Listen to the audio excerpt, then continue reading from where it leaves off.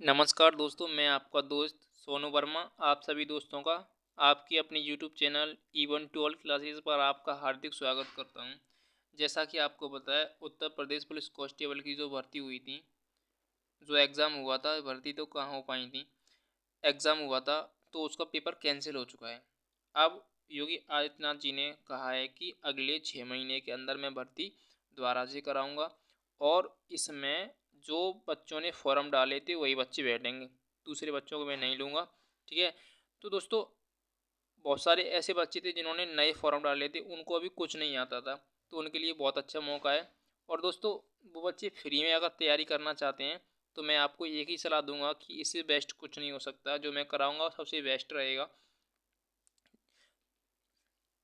चलिए, तो आज हम स्टार्ट कर रहे हैं वर्णमाला। अगर इससे पहले आपने हिंदी का सिलेबस नहीं देखा है तो हिंदी का सिलेबस देख ले जाके। ठीक है। चलिए, वर्णमाला में स्टार्ट करें। ये पहला टॉपिक रहता है वर्णमाला, और किसी भी एग्जाम के लिए एक रामबाण होता है, इसमें से कोई ना कुछ क्वेश्चन आता ही आता है। ठीक है। तो चलिए, हम आज वर्णमाला टॉपिक लेते हैं। ये वर्णमाला टॉपिक बहुत इंपॉर्टेंट टॉपिक है। तो सबसे पहली बात आती है कि वर्णमाला यानी वर्णमाला किसे कहते हैं। तो आपने देखा होगा, जो वर्ड होते हैं, जैसे आ से लेकर जो ज्ञान तक जो लिखे जाते हैं, छोटे या बड़े या, तो उनसे वर्णमाला कहते हैं। और जो वर्णमाला लिखी जाती है ना, तो क्रम में लिखी जाती हैं, वो सीक्वेंस में लिखी जाती हैं। जो सीक्वेंस में लिखी जाती हैं उनसे कहते हैं वर्णमाला। ठीक है। जैसे हमने मान के चलो, ये मोतियों की माला बनाई। ठीक है।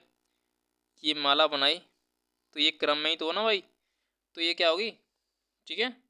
एक तरह से मान लो ये छोटे या बड़े लिखे हैं, और इन पे हमने क्या, एक सीक्वेंस से लिखे हैं, जैसे छोटा बड़ा, ऐसे धीरे धीरे क्रम से आते हैं ना, इसी को वर्णमाला कहते हैं। ठीक है। इसमें कोई प्रॉब्लम नहीं होनी चाहिए आपको। चलिए, मैं इसे रफ कर देता हूँ।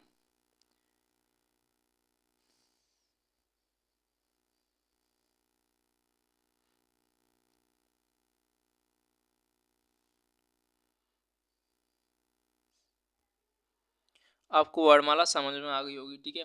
चलिए, इसमें एक क्वेश्चन बनता है आगे कि वर्ड किसे कहते हैं। ठीक है। वर्ड, तो वर्ड उसे कहते हैं जिसको तोड़ा ना जा सके। ठीक है। कोई भी वर्ड होगा उसे तोड़ नहीं सकते हम।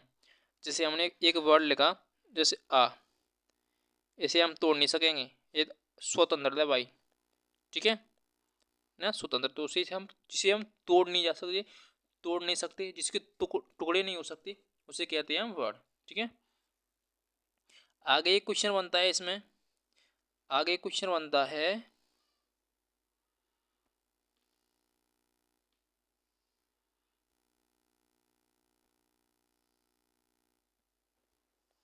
मैं डायग्राम बना दे रहा हूँ। ठीक है। आगे एक क्वेश्चन बनता है कि भाषा की सबसे छोटी इकाई किसे कहते हैं।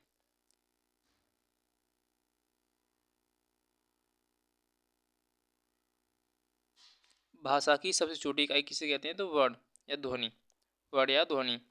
ठीक है। ध्वनि या वर्ड। ठीक। आगे क्वेश्चन बनता है एक इसमें,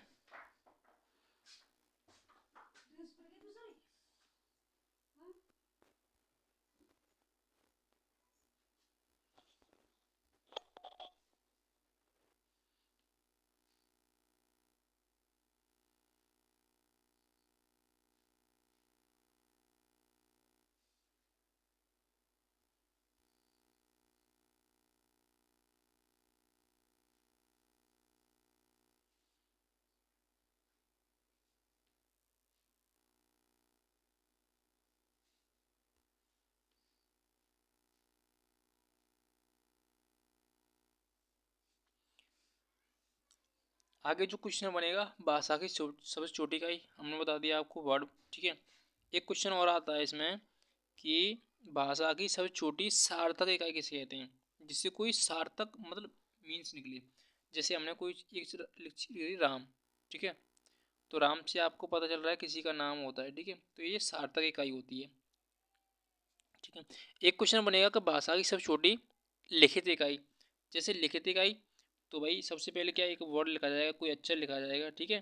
तो वो क्या है, सार्थक इकाई यानी वर्ड। भाषा की सबसे छोटी मौखिक, तो मौ से क्या बोलते हैं, मुख से, मुख से ध्वनि निकलेगी। ठीक है। तो मुख से ध्वनि निकलेगी तो क्या हो जाएगी सबसे छोटी इकाई? मौखिक इकाई ध्वनि। यानी इसमें 4 क्वेश्चन बनते ही बनते हैं कि भाषा की सबसे छोटी इकाई पूछे। भाषा की सबसे छोटी इकाई तो वर्ड या ध्वनि। भाषा की सबसे छोटी सार्थक इकाई जिससे कोई मीन्स निकले तो वो शब्द। भाषा की सबसे छोटी लिखित इकाई तो वर्ड। भाषा की सबसे छोटी मौखिक इकाई ध्वनि। ठीक है, आई होप ये चीज़ समझ में आई होंगी आपकी। चलिए मैं अब आगे चलता हूँ।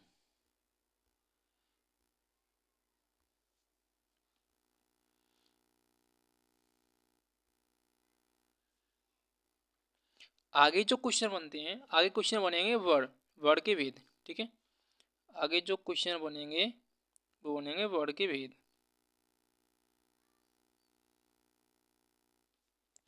आगे जो क्वेश्चन बनेगा वर्ड का भेद।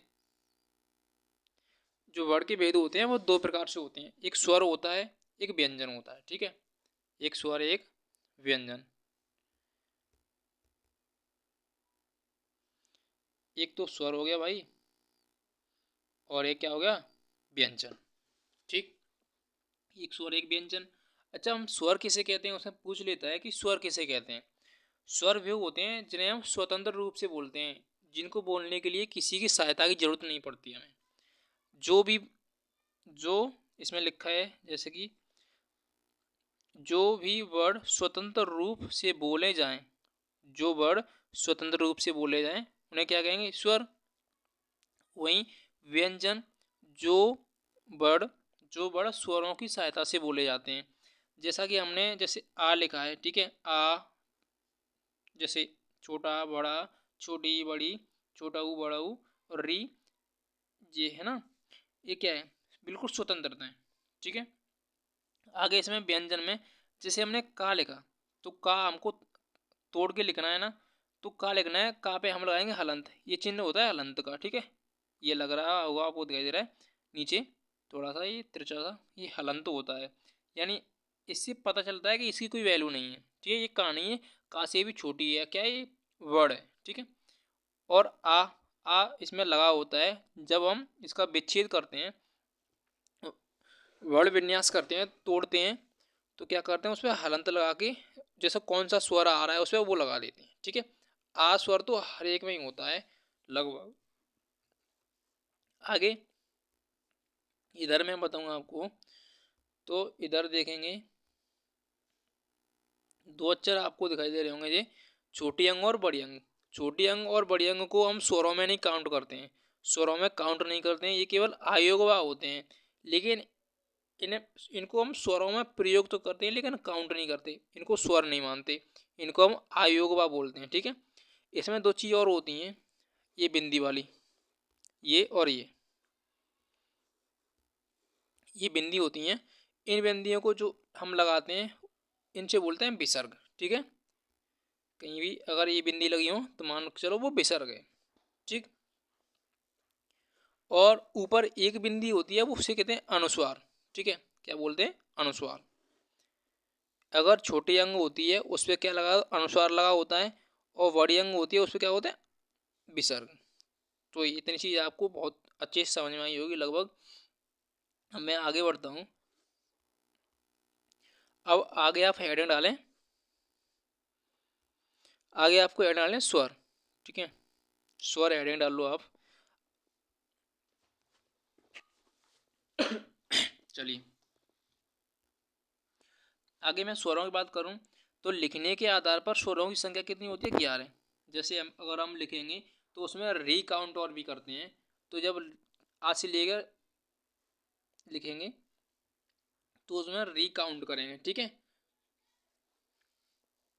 बोलने के आधार पर स्वरों की संख्या कितनी होती है? 10, क्योंकि उसमें रीकाउंट नहीं करते हैं, रीकाउंट नहीं करते हैं। अगर पूछे जाए स्वरों की संख्या तो आपको लगाना है 11। ठीक है, कुल स्वरों की संख्या लगानी है आपको 11। स्वर कितने होते हैं? 11। ठीक है, अब पूछे आपको बोल, इस तरह से पूछे आपको कि बोलने के आधार पर स्वरों की संख्या कितनी होती है, तो बोलने के आधार पर स्वरों की संख्या होती है 10। पूछे कि लिखने के आधार पर स्वरों की संख्या कितनी होती है, तो 11। अगर आपको ये एक और क्वेश्चन पूछ ले अलग से कि संस्कृत में, किसमें? संस्कृत में स्वरों की संख्या कितनी होती है, तो 13। ठीक है, संस्कृत में कितनी होती है? 13। चलिए आगे हम चलते हैं।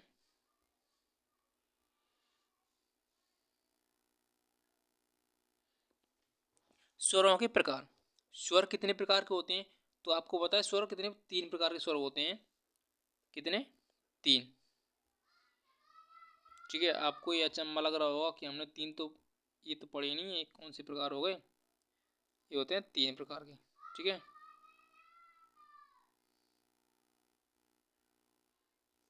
स्वर 3 प्रकार के होते हैं। ठीक, अब वो कौन कौन से होते हैं? पहले तो होते हैं ह्रस्व स्वर। ह्रस्व स्वर माने, ह्रस्व स्वर वो होते हैं जिनको बोलने के लिए समय कम लगता है। ठीक है, जिनको बोलने के लिए समय कम लगता है। दीर्घ स्वर वे होते हैं जिनको बोलने में ज़्यादा समय लगता है।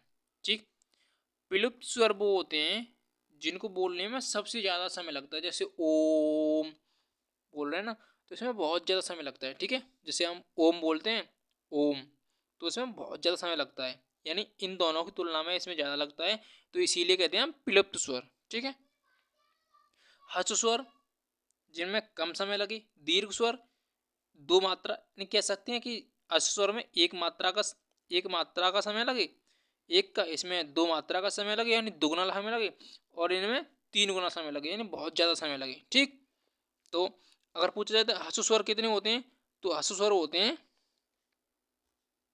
अगर आपको ह्रस्व स्वर पूछता है तो ह्रस्व स्वर होते हैं 4। जैसे छोटा हो गया, छोटा, छोटी, छोटा ऊ और री। ठीक है, ये होते हैं ह्रस्व स्वर। अभी मैं बताऊंगा कि जो है ना, जो स्वरों का निर्माण हुआ है वो कैसे हुआ है। ठीक, जैसे बड़ा कैसे बना, बड़ी कैसी बनी, और जो बड़ा हुआ है ना कैसे बना। ठीक, चलिए अगर आगे आपसे पूछता है कि संयुक्त स्वर, जैसे कि दीर्घ स्वर होते हैं, ह्रस्व स्वर से दोगुना समय लगे, उन्हें तो क्या कहते हैं? दीर्घ स्वर कहते हैं। होते कौन कौन से हैं ये? बड़ा हो गया, छोटी बड़ी ई होगी, छोटा, सॉरी यार, बड़ा ऊ, ठीक है, छोटी ए, बड़ी ए, छोटा ओ और बड़ा ओ। ठीक, तो ये कौन से हो गए? दीर्घ स्वर। और इन स्वरों को हम संयुक्त स्वर भी बोलते हैं, क्योंकि संयुक्त क्यों बोलते हैं? कि इन स्वरों का निर्माण इनसे हुआ है। ठीक है, जो स्वर है ना, ये दीर्घ स्वर, उनका निर्माण किससे हुआ है? ह्रस्व स्वरों से। तो इस कारण इन्हें हम संयुक्त स्वर भी कहते हैं। अगर आगे बात आती है विलुप्त स्वर की। ठीक है, तो विलुप्त स्वर मैंने अभी बताया था, जैसा कि आप कोई चीज़ खींच जोर से बोली जाती है उसे कहते हैं, जैसे ओम, ये लिखा है ना, आपको ये दिखाई दे रहा होगा,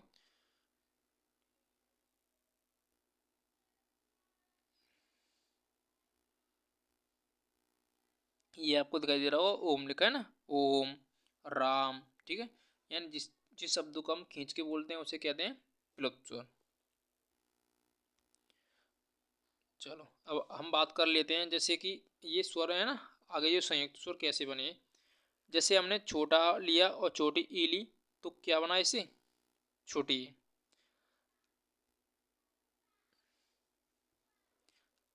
और जैसे हमने छोटा आ लिया और छोटी ए ली, तो क्या बन गया? बड़ी ए। आपको ये सब कुछ दिखाई दे रहा होगा भाई, देख सकते हैं आप, ये रहा। जैसा कि हमने छोटा आ लिया और छोटी ई ली, तो छोटी ए बनी, आ के साथ छोटी ए लिया, ए ली, तो छोटा, छोटी।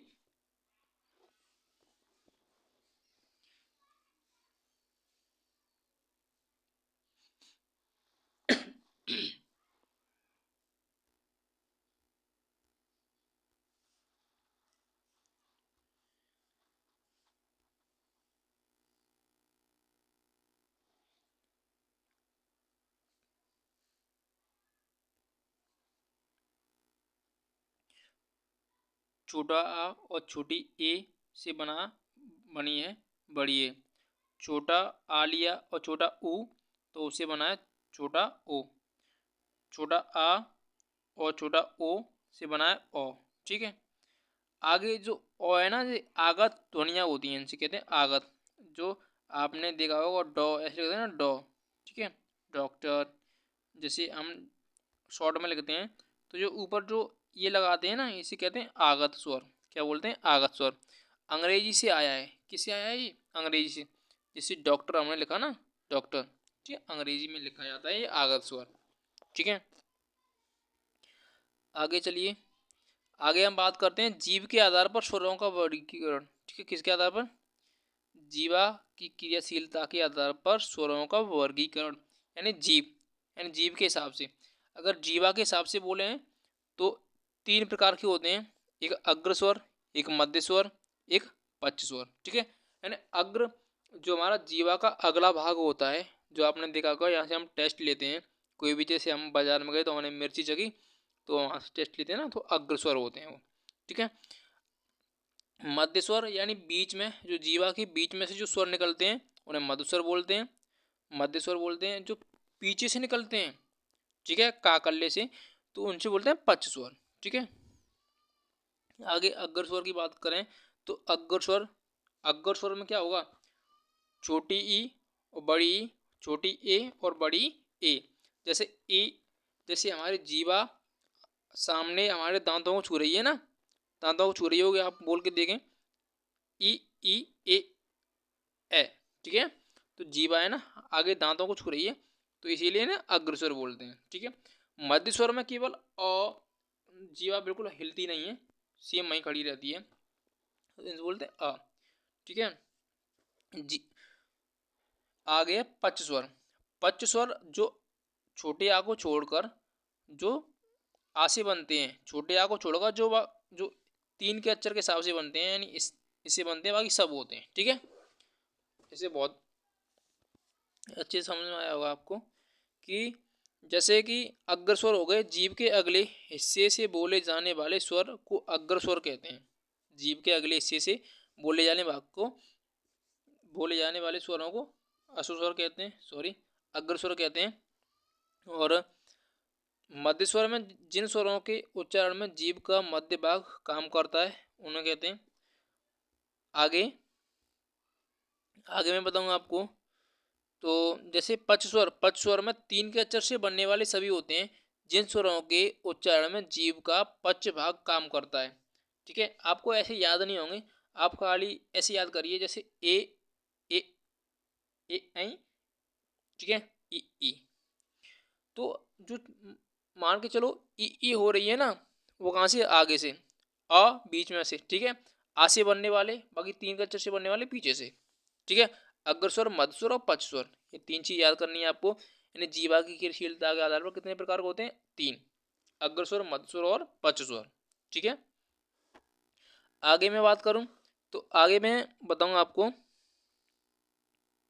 एक प्रकार बनता है मुख खुलने के आधार पर, यानी मुखाकृति के आधार पर। ठीक है, किसके आधार पर? मुखाकृति के आधार पर। ठीक है, यानी मुख के हिसाब से, मुंह के हिसाब से कहाँ कहाँ से निकलते हैं, तो मुंह के हिसाब से चार प्रकार के होते हैं। एक तो समृद्ध होते हैं। कौन से होते हैं? समृद्ध, ठीक है, अर्धसमृद्ध, विव्रत और अर्धविव्रत। जो समृद्ध होते हैं, जिन स्वरों के उच्चारण में मुख लगभग बंद हो। ठीक है, समृद्ध यानी क्लोज, क्या हो? क्लोज हो। अब क्लोज, मुख बिल्कुल क्लोज होगा तो गोल सा होगा, गोल सा होगा तो छोटा ऊ और बड़ा ऊ, छोटी ई और बड़ी ई। ठीक है, उ उ ई और उ लगातार आते हैं, ई और उ। ठीक है, ई और उ क्या हो जाते हैं? क्लोज, यानी समृद्ध। आगे अर्धसमृद्ध में बात करूं तो अर्धसमृद्ध होते हैं आधे बंद से होते हैं। क्या होते हैं? आधे बंद से। जैसे छोटा ओ और छोटी ए, छोटा ओ और छोटी ए, ये क्या होते हैं? अर्धसमृद्ध, यानी आधे बंद। विव्रत, विव्रत तो ये पूरा खुला होता है, पूरा खुला, खुला क्या होता है? आ बोलते हैं ना, जैसे बोल के देखो आ, तो जैसे पूरा खुला है ना, तो आ ही तो खुला है पूरा, और तो कोई खुलता नहीं है।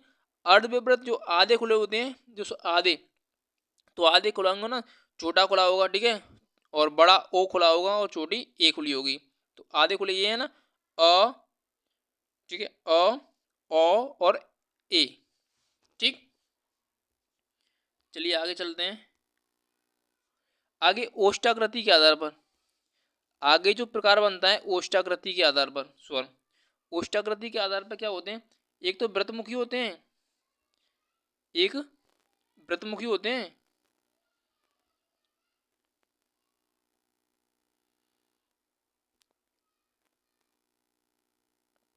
एक व्रतमुखी, यानी जिन जिन स्वरों के उच्चारण में होठ गोलाकार होते हैं, यानी व्रतमुखी जानते हैं ना भाई, जो गोल होते हैं ना उन्हें कहते हैं व्रतमुखी। ठीक है, आज पहला दिन है ना, क्लास तो यूं ही लग पड़ी है भाई, समझ में एडजस्ट करना आप। आगे जैसे व्रतमुखी और अव्रतमुखी, ठीक है, यानी जो व्रतमुखी होते हैं जिन स्वरों का उच्चारण में होठ गोलाकार होते हैं, और अव्रतमुखी में होते हैं जिन स्वरों के उच्चारण में होठ व्रतमुखी या गोलाकार नहीं होते हैं। ठीक है, अव्रतमुखी। ठीक, व्रतमुखी और अव्रतमुखी, यानी जो व्रत के समान हो, ये क्या होते हैं, व्रत के समान, यानी ये गोल हो और ये गोल नहीं हो। ठीक, तो व्रतमुखी जिनको जो गोल हो और वो गोल ना, तो गोल क्या हो सकता है भाई, छोटा ओ हो सकता है, बड़ा ओ हो सकता है, और ओ और अ हो सकते हैं। अब जो गोल नहीं होंगे तो भाई छोटा आ नहीं होगा, बड़ा आ नहीं होगा। ठीक है, बोल के देखो भाई, गोल नहीं हो सकती है। ठीक है, तो ये कौन से हो गए, अव्रतमुखी। जैसे आपको जिन स्वरों के उच्चारण में होठ व्रतमुखी या गोलाकार नहीं होते। ठीक है, चलो आगे होते हैं जीव के आधार पर, यानी जीवा के आधार पर। ठीक है, जीव के आधार पर तो मैंने बता दिया ना भाई आपको, जीव के आधार पर कितने प्रकार के होते हैं केवल बताना, 3 प्रकार के। कितने प्रकार के, 3 प्रकार। कौन कौन से, एक अग्र स्वर, एक मध्य स्वर, एक पक्ष स्वर। ठीक है, अग्र स्वर, मध्य स्वर, पक्ष स्वर। अच्छा, अग्र स्वर में कौन कौन से होते हैं, ई और ई, और मध्य में क्या होगा, छोटा, और बाकी 3 से बनने वाले क्या होते हैं, पक्ष स्वर। ठीक है, चलो एक जाति के आधार पर होती हैं, जैसे आपको पूछा जाता है कि इनमें से सजातीय वर्ण कौन सा है और विजातीय वर्ण कौन सा है, तो सजातीय और विजातीय तो बिल्कुल आसान है। जो सजातीय, जैसे हमने आ प्लस आ लिया तो क्या बना, बड़ा आ बना ना। ठीक है, आ लिया और आ लिया, छोटा और बड़ा, जैसे हमने आ प्लस आ लेकर क्या बनाया था, आ कौन सा, बड़ा। ठीक है, छोटी और छोटी से क्या बनी थी, बड़ी। ठीक, तो ये कौन से होते हैं भाई, इनसे मिलकर बने हैं ना ये। ठीक है,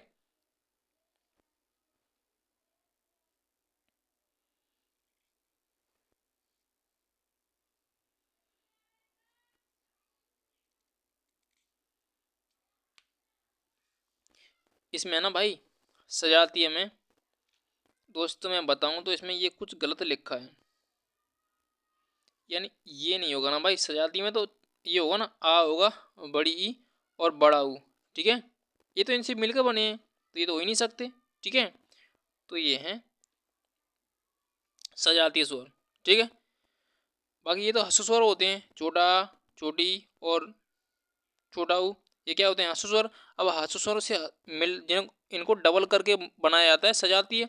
ठीक है, अब विजातीय मतलब जो अलग बने थे, मैंने अभी आपको दिखाया था, मैं ऊपर दिखाऊं, जैसे कि जैसे आ और छोटा और छोटी सी मिलकर क्या बना था, छोटी है, तो ये क्या हो गए, विजाती है, यानी अलग अलग जाति से मिलकर बने हैं, अलग अलग अक्षरों से मिलकर बने हैं, इनको कहते हैं विजाती है। ठीक है, जैसे ये है, तो ये अलग अक्षर से मिलकर बना है भाई, ए अलग से बना, ए किससे बनी है भैया, छोटा आ आया था और छोटी ई आई थी। ठीक है, तो क्या बना था, ये बना था छोटे। अब अगर हम बनाना चाहें तो ए करेंगे तो क्या होगा, बड़ी है। ठीक है, चलो ये भी समझ में आ गया होगा भाई आपकी, सजाती और विजाती किसे, यानी जो अपनी जाति से मिलकर बने होते हैं उन्हें भी सजाती है, जो अलग बन गए विजाती है। आगे व्यंजन,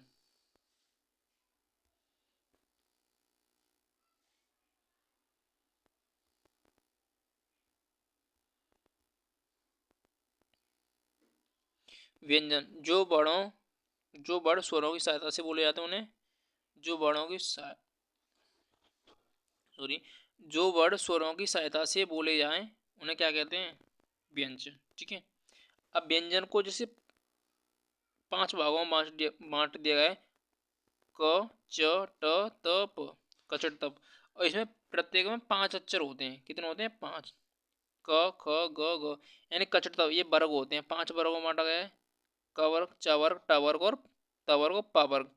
का से लेकर जैसे 5 तक गिन लो। जैसे का के बाद खा आता है, फिर गा आता है, फिर ग, फिर अंग आती है। ठीक है, तो ये 5 हो गए। चा के बाद गिन लो, अंगा के बाद क्या? चा दिए, तो है ना कचट तप। चा के बाद चा लिया ना, च, छ, ज, ज, य। ठीक है, 5। फिर टा आता है, तो टा को ट, ठ, ड, ढ, ण। ठीक है, यानी जो व्यंजनों को 5 भागों में बांट दिया गया है। कचट तप। ठीक है, कचट तप, कचट तप। क वर्ग, च वर्ग, ट वर्ग, त वर्ग और प वर्ग। आपको पूछा जाएगा इनमें से कौन सा च वर्ग से संबंधित नहीं है। तो च वर्ग में कौन कौन से आ गए? चा से लेकर 5 तक गिन लो, च, छ, ज, ज, य। ठीक है, आपको जैसे आपको दे दिया जाएगा ऑप्शन में कि इनमें से त वर्ग कौन सा नहीं है, तो आपको उसमें ऑप्शन में का मिलेगा। तो आपको पता का किस में का वर्ग का है, खा किसका है? खा वर्ग का वर्ग का है, गा किसका है? क वर्ग का है। उसमें आपसे एक पूछा जाता है कि जो ये है ना, ये जिनम यहाँ हो गई, और ये यहाँ ड न म, इनसे क्या बोलते हैं भाई बताओ? इनसे बोलते हैं नासिक के व्यंजन। ठीक है, ये कर नाक से बोले जाते हैं। किसे? नाक, नाक से। ठीक, इनसे बोलते हैं नासिक के व्यंजन। य डम। ठीक है, य य य ड न म, ऐसे याद करना, य ड न म।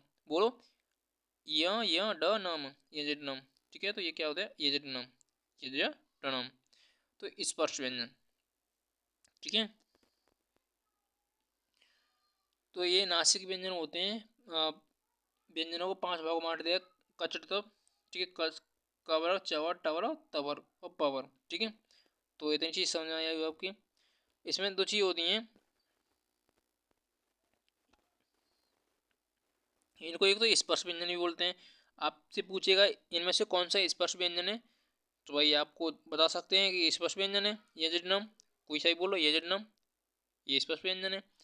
और ड और ड, ड और ड, ये पूछेगा, यानी उत्क्षिप्त, इनमें से उत्क्षिप्त व्यंजन कौन से हैं? तो उत्क्षिप्त व्यंजन कौन से हैं? तो ड और ड। ठीक है, ड ड जो बिंदी वाले होते हैं वो उत्क्षिप्त व्यंजन कहते हैं। कौन से होते हैं? उत्क्षिप्त व्यंजन। ठीक है, पंचमाक्षर, जो पंचमाक्षर होते हैं, पंचमाक्षर ये जिनम, यानी प्रत्येक वर्ग का 5वां अक्षर पंचमाक्षर कहता है। यानी प्रत्येक वर्ग का वर्ग का 5वां, च वर्ग का 5वां, ट वर्ग का 5वां, ड, त वर्ग का न। ठीक है, तो इनसे पंचमाक्षर ये बोलते हैं। आगे आती है व्यंजन है अंतस्थ व्यंजन। अंतस्थ व्यंजन ये य र ल व। ठीक है, ये तो हिंदी क्रम होता है, हिंदी क्रम, य र ल व। ठीक है, हिंदी में अंतस्थ व्यंजन जो होते हैं ना, य र ल व। ठीक है, यारो यार तो लो हुआ, तो ये क्या हुआ? अंतस्थ व्यंजन। यानी अंतस्थ होने का मतलब ये भीतर से बोले जाते हैं। कहाँ से? भीतर से, यानी भीतर से आवाज निकल के आती है यो। ठीक है, य और व को अर्धस्वर कहते हैं। क्या कहते हैं? जिसमें 2 अक्षर होते हैं य और व, इनको अर्धस्वर भी कहते हैं। ठीक है, महिलाएं। ठीक है, महिलाएं, महिला हैं, महिलाएं, है ना, महिलाएं फिर महिलाएं। कोवा प्लस कोवा, इन 2 प्रकार से लिख सकते हैं, है ना, कोवा, कोवा।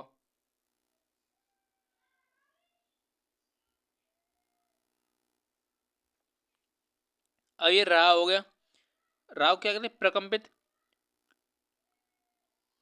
प्रकंपित, लुंठित, या यानी रा को प्रकंपित या लुंठित वर्ड भी बोलते हैं। ठीक है, और आपको पता है रा, अभी मैं बताऊंगा कहाँ कहाँ से बोले जाते हैं इन्हें।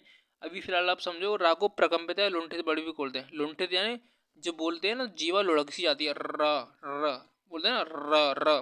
ठीक है, ये जीवा लुढ़क सी जाती है। ला पार्श्विक व्यंजन बोला जाता है। ला को क्या बोलते हैं? पार्श्विक व्यंजन। ठीक है, पार्श्विक, पार्श्व व्यंजन बोला जाता है, यानी जीभ के पार्श्व भाग से बोला जाता है, यानी जीभ के बगल से बोला जाता है। कहाँ से? जीभ के बगल से। ठीक है, ऊष्मीय व्यंजन, ऊष्मीय स स स ह ये ऊष्म व्यंजन कहलाते हैं। ठीक है, ऊष्म व्यंजन कहलाते हैं। और संघर्षी व्यंजन जिनका उच्चारण करते समय मुख से ऊष्मा गर्म हवा निकलती है उनको क्या होता है, संघर्षी ऊष्म व्यंजन या संघर्षी व्यंजन। जैसे हम बोलेंगे ना स स स, तो ऐसा लगता है गर्म सी हवा निकलती है हमारे मुंह से, गर्म। जैसे बोल के देखो आप, मुंह रख के स स स, ठीक है, तो स बोल दी तो सब में ना गर्म सी हवा निकलती है, इसमें ऊष्म व्यंजन या संघर्षी व्यंजन भी बोलते हैं। संघर्ष करना पड़ता है हमें बोलने के लिए। एक होता है संयुक्त व्यंजन। संयुक्त व्यंजन पूछा जाता है, अक्सर पूछा जाता है।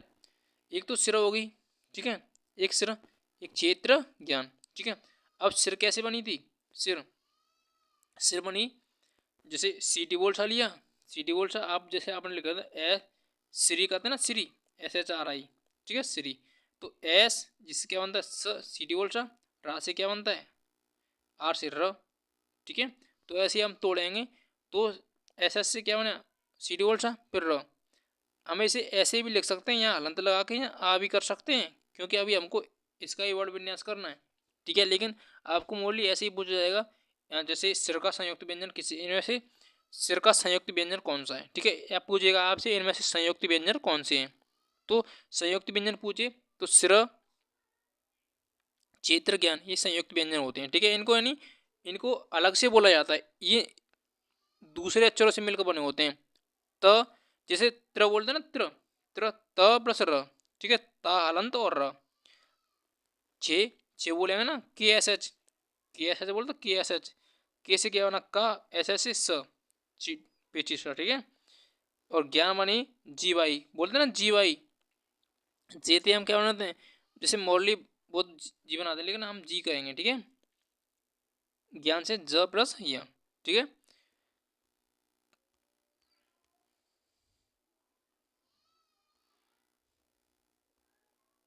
आगे आज का हमारा अंतिम टॉपिक चल रहा है ये, कि ये है वर्णों की संख्या। ठीक है, वर्णों की संख्या, स्वर कितने होते हैं 11, अयोगवा 2, उच्चिप्त 2, संयुक्त 4, व्यंजन कितने 33।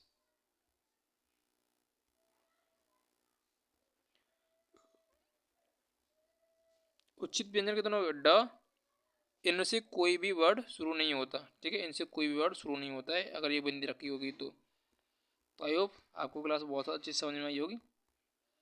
चलिए आज के लिए बस इतना ही।